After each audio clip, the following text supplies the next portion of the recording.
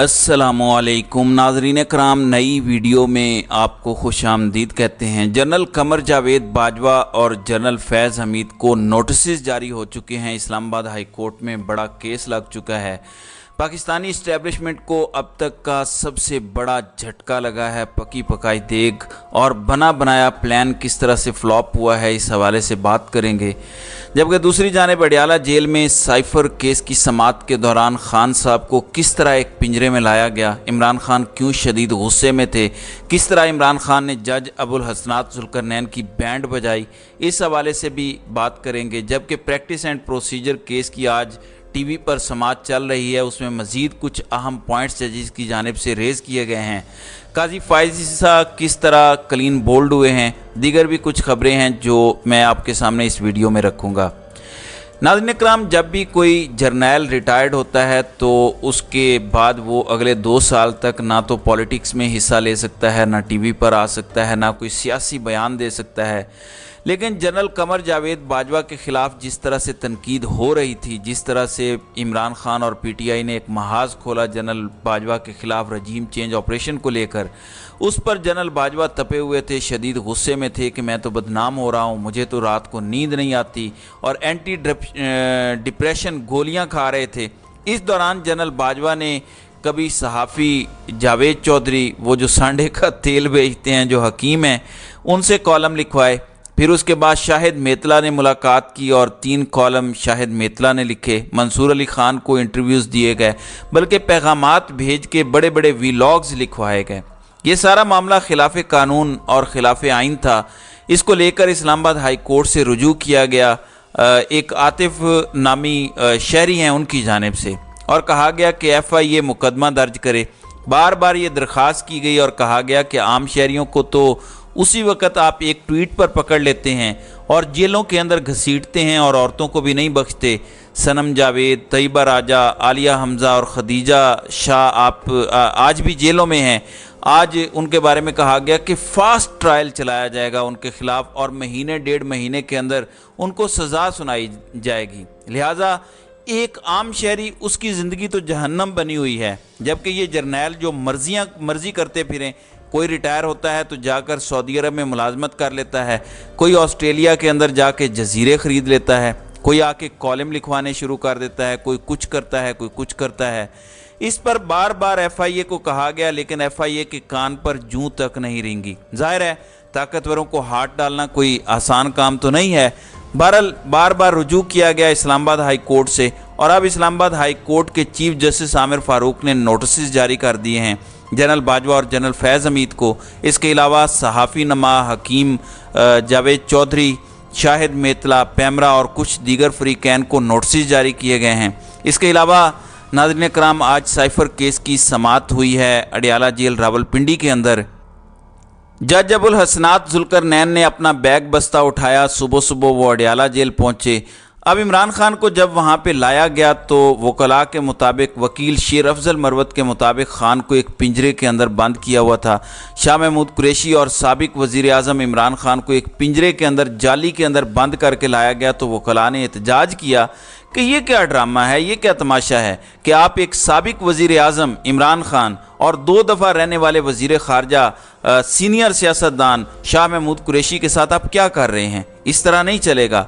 फिर उनको उस पिंजरे से निकाला गया और कहा गया कि 17 अक्टूबर को इमरान खान और शाह महमूद कुरैशी के ख़िलाफ़ फ़र्द जुर्म आयद होगी। ज़राए बताते हैं खान को जो कॉपी दी गई है कि आप पर ये इल्ज़ामात हैं। चलान की जो कॉपी दी गई है उस पर सिग्नेचर करने से इमरान खान ने इनकार किया और वकला ने भी वो कॉपी रिसीव करने से इनकार कर दिया। वकला ने कहा कि अभी ये मामला इस्लामाबाद हाई कोर्ट के अंदर पेंडिंग है, लिहाजा जब तक इस हवाले से कोई फ़ैसला नहीं आ जाता हम इस केस की पैरवी नहीं करेंगे। ज़रा ये बताते हैं कि इमरान खान का आज BP हाई था, मतलब इमरान खान शदीद गुस्से में थे। इमरान खान ने जज अबुल हसनात जुल्करनैन को कहा कि मैं आपसे कोई रिलीफ नहीं मांग रहा, ना मैं आपसे कोई रिलीफ सहूलियात मांगता हूँ, मुझे कम अज़ कम वर्जिश करने की, एक्सरसाइज करने की या वॉक करने की तो इजाज़त दी जाए।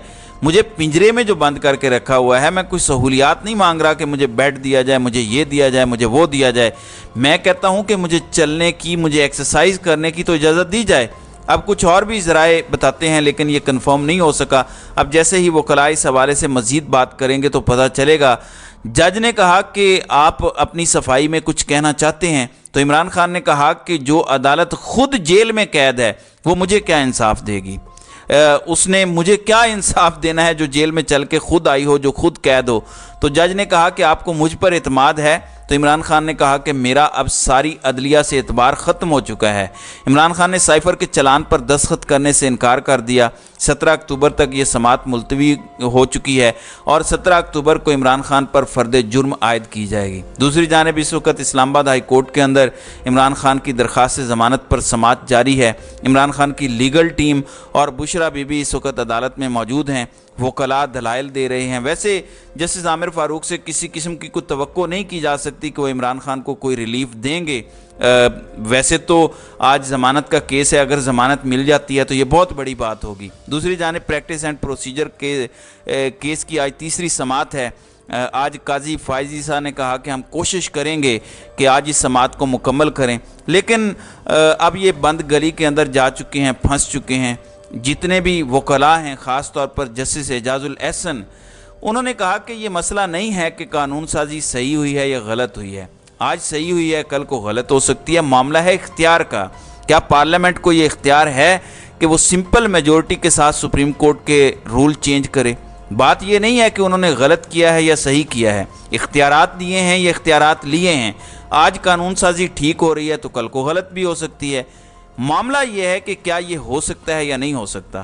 اب کوئی بندہ کہے کہ میں نے 14 گھنٹے کا روزہ رکھنا ہے اور وہ کہے کہ چلو میں 8 گھنٹے کا روزہ صبح 4 سے لے کر اگلے ٹائم تک رکھ لیتا ہوں، بیچ میں کچھ کھا لیتا ہوں اور پھر 6 گھنٹے کا روزہ مکمل کر کے 14 کے پورے کر لوں گا، کیا اس سے روزہ ہو جاتا ہے؟